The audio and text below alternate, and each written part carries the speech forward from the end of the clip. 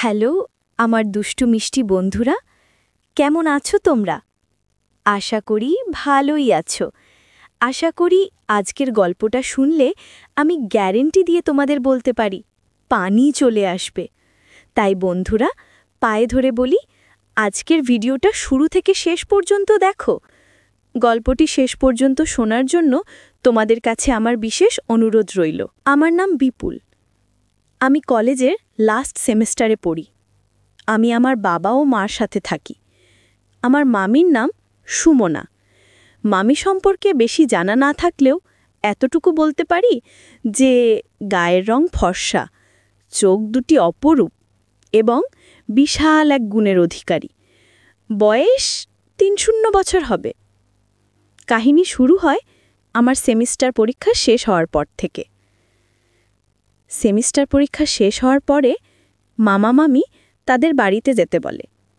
তারা সব সময় জেদ করত তাদের বাড়িতে যাওয়ার জন্য, কিন্তু তাদের বাড়িতে আমরা তেমন যেতাম না। বাহানা করতাম। কখনো বলতাম প্রাইভেট আছে বা কলেজ আছে।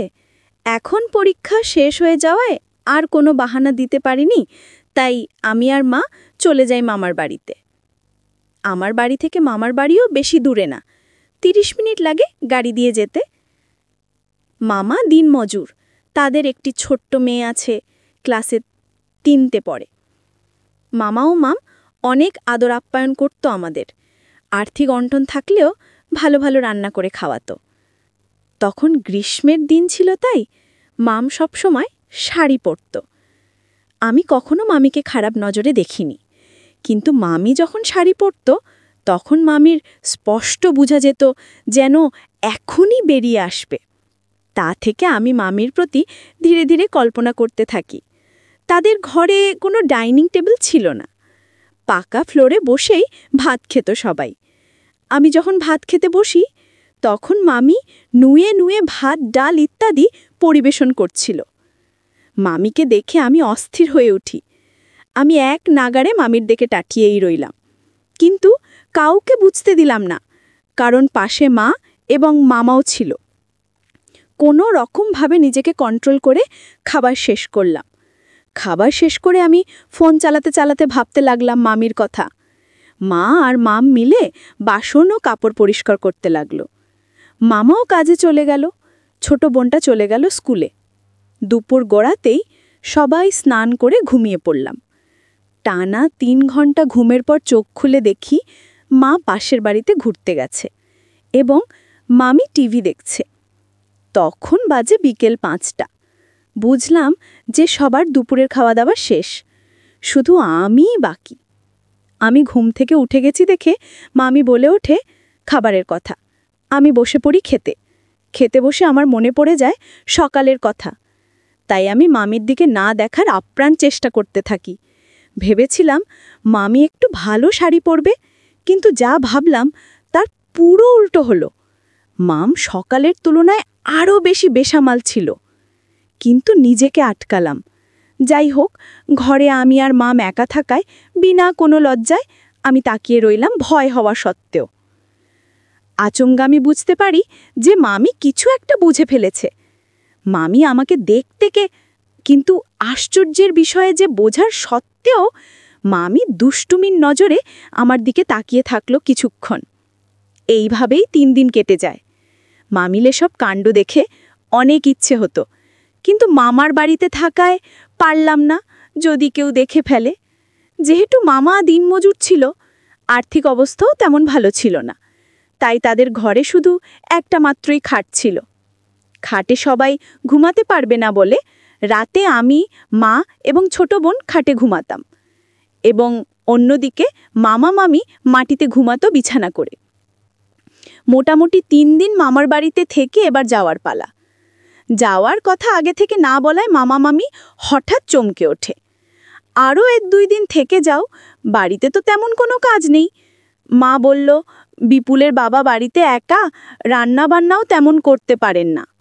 মামি বলল 1-2 দিন আরও থাকলে তেমন কিছু হবে না। মা বলল 3 দিন তো থেকেছি, আর থাকা যাবে না। মাম বলল তাহলে বিপুলও 1-2 দিন আরও থাকবে। মা বলল, ও থাকতে চাইলে থাকতে পারে। মাম বলল, ও আরও 1-2 দিন আমাদের বাড়িতে থাকবে। আমি কিন্তু মিন্তু করলেও মনে মনে আনন্দ হচ্ছিল এটা ভেবে যে আরও 1-2 দিন থাকতে পারবো। আর যদি ভগবান সহায় হয় তাহলে আরও বড় কোনো ঘটনা ঘটতে পারে।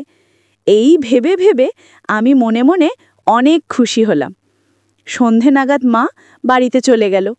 আমি, মামা, মামি এবং আমার ছোট মামাতো বোন মিলে লুডো খেলতে লাগলাম এবং আড্ডা দিতে লাগলো সময় কাটানোর জন্য।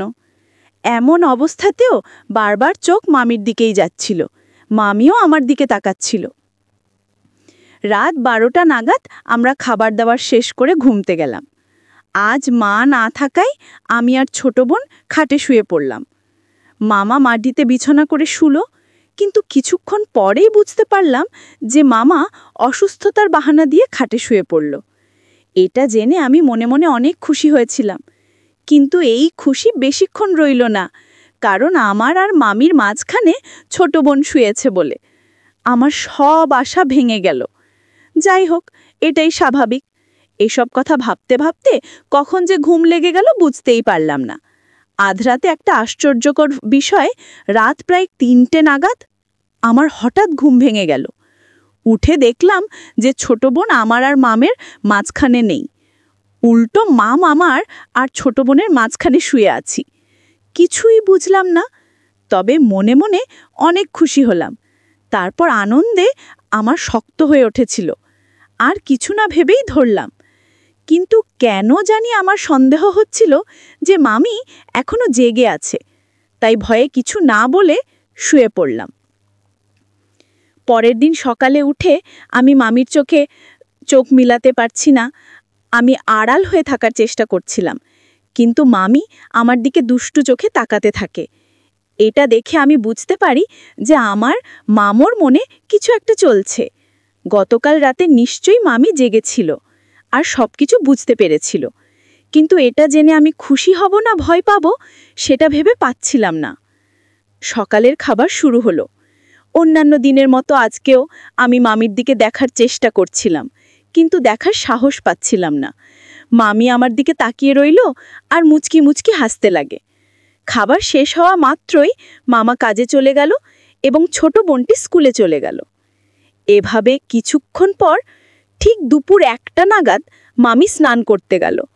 ঠিক কিছুক্ষণ পর মামি হঠাৎ আমাকে ডাক দিল, বিপুল, আমার কাপড়গুলো সোফাতে রাখা আছে, একটু দিয়ে যাও তো। এই কথা শুনে আমি মামির কাপড়গুলো নিয়ে বাথরুমের দিকে গেলাম। বাথরুমের দরজাটাও পুরো খোলা ছিল। গিয়ে যা দেখলাম তাতে আমার কান গরম হয়ে গেল। কাপড়গুলো কোনো রকমভাবে দিয়ে আমি চলে গেলাম। কিছুক্ষণ এসব কথা ভাবার পর বুঝতে পারলাম মাম ইচ্ছে করে ওই জিনিসটা করেছিল। একটাই কল্পনা ছিল, সেটাও চলে গেছে। তারপর ভাবলাম এমন সুযোগ আর আসবে না। আমার কপাল ভালো ছিল। সন্ধ্যের দিকে মামা ও ছোট বোন মিলে বাজারে সাংস্কৃতিক অনুষ্ঠান দেখতে চলে যায়। মামা আমাকেও মামিকে যেতে বলেছিল, কিন্তু মামি যখন বারণ করে দেয় আমিও তখন যাব না বলে বারণ করে দেই। আমি না করা মাত্রই মামির মুখে এক হাসি দেখতে পেলাম। তখন বুঝে গেলাম যে আমার আর একটা সুযোগ আছে। তারপর কিছুক্ষণ আমরা একে অপরের দিকে দেখতে থাকি এবং মুচকি মুচকি হাসতে থাকি। এরই মধ্যে কারেন্ট চলে যায়। কারেন্ট চলে যাওয়া সত্ত্বেও মামি লাইট জ্বালানোর কথা কিছু বলে না, চুপচাপ এক জায়গায় দাঁড়িয়ে রইল। ততক্ষণে আমি বুঝে গেলাম যে এই সেই সুযোগ যেটার জন্য আমি এতদিন অপেক্ষা করছিলাম। অন্ধকার ঘরে কোনো রকমভাবে আমি মামিকে খুঁজে পেলাম। মামির কাছে যাওয়া মাত্রই ধরলাম, মামি কোনো বাধা দিল না।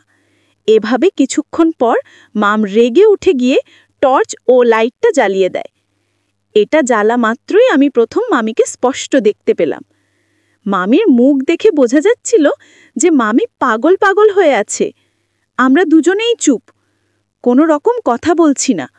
পুরো ঘরে যে এক বিষণ্ণতার ছায়া নেমে এসেছে, একটা ছোট্ট লাইটের আলো ছাড়া আর কিছুই নেই। আমরা শুধু একে অপরের দিকে তাকিয়ে আছি। এরপর মাম ঘর থেকে বেরিয়ে গেল।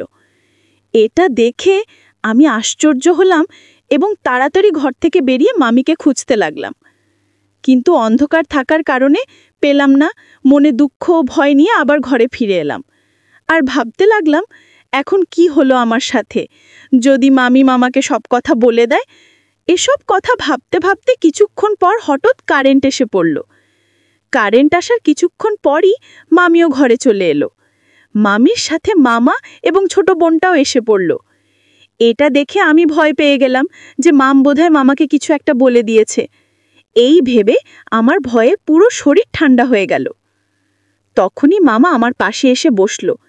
এবার আমার সন্দেহ যেন বাস্তব রূপ নিতে লাগলো। ভাবতে লাগলাম, মা জানতে পারলে কি হবে? তখনই মামা বলে ওঠে, তুই যদি অনুষ্ঠানে যেতিস তাহলে বড় মজা হতো।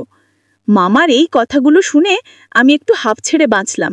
ভয় দূর হলো আর বুঝলাম যে মামি মামার কাছে কোনো কিছুই বলেনি।